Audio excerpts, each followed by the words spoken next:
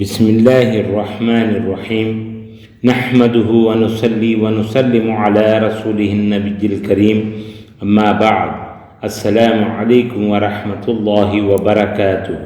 معزز سامعین و ناظرین اکرام، حضرت زکریا علیہ السلام کی دعا، پاکیزہ اولاد کے حصول کی دعا، رب هب لي من لدنك ذرية طيبة إنك سميع الدعاء۔ ترجمہ: یا رب، مجھے خاص اپنے پاس سے پاکیزہ اولاد عطا فرما، بے شک تو دعا کا سننے والا ہے۔ سورہ آل عمران آیت نمبر 38، آیت نمبر 38۔ آمین یا رب العالمین۔ نوٹ: یہ دعائیں خود بھی یاد کریں اور اپنے بچوں کو بھی یاد کروائیں۔ اللہ تعالی ہم سب کا حامی و ناصر ہو۔